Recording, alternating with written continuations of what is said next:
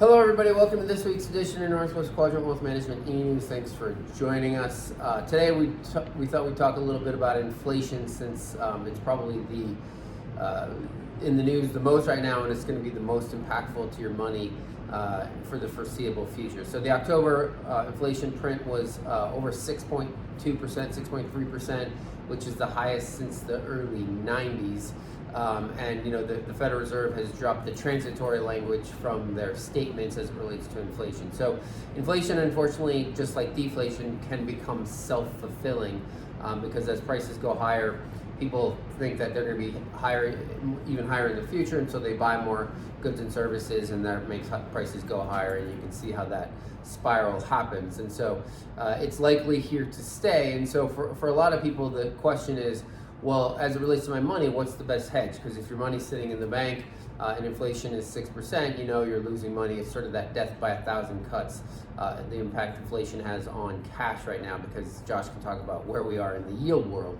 But the best hedge that we know of is to have a higher percentage of your money in stocks, because stocks have pricing, companies have pricing powers to offset the ravages of inflation. And so obviously, if you have higher allocations to equities when markets are at all-time highs, there's some risk there that maybe some of you aren't comfortable with, but the alternative is to own commodities or some of these more volatile asset classes that we just don't think is the best idea. So owning equities or having a higher allocation to stocks in your portfolio is really going to be the best protection for your money against inflation, especially if it's here for the foreseeable future. And Josh can talk about the last time we saw inflation at this high in the early 90s, what the world looked like.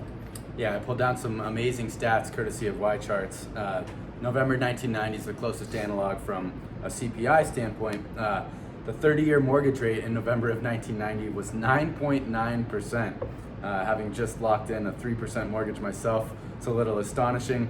The 10-year treasury was at 8.3. Today it's of course at 1.6. Even 2-year treasuries paid 7.5% interest back in November of 1990. Of course today they pay 0.5%. But I also wanted to comment, Treasury Secretary Janet Yellen did the press rounds this weekend, and she sort of also brought up a good point as it related to inflation that I thought I would touch on, which she talked about the changing mix of consumer discretionary spend and how it's moved a bit away from services, going out to rest, going out to eat, etc., towards more consumer durables, and that's what you saw during the heights of COVID. But I think what she failed to acknowledge is actually how my generation specifically spending mix is changing pretty materially away from going out, and we're all sort of embarking on this new sort of household formation phase, whether or not we're in the midst of the beginning of the millennial baby boom, and that is going to be a lasting shift. Another thing I think policymakers are not really acknowledging appropriately, and the reality here is policymakers want to engineer inflation higher. We touched on this on the radio last weekend, but per Deutsche Bank, 1.2 trillion of the deficit has been absolved net over the last year, which is astonishing considering the rate of actual spending over tax receipts. But again, policymakers are never going to explicitly acknowledge that they want to engineer higher inflation. It's just one of those things that they want to muddle through and let it play out, and hopefully they're reelected on the back end. Yeah, so as you can see, allocating money in today's world is very difficult. The last time we saw inflation this high, you could still actually eke out a positive real return in most of the bond market. And obviously, with inflation at 6.2% and the 10-year treasury bond at 1.6%, anything that's considered safe, you're losing money, real money, to inflation.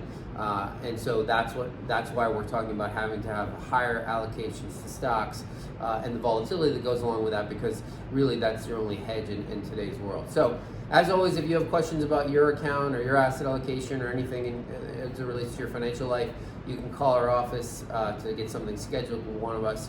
That number is 800-743-0988, or you can send us an email. It's Josh or Tyler at northwestquadrantwealth.com.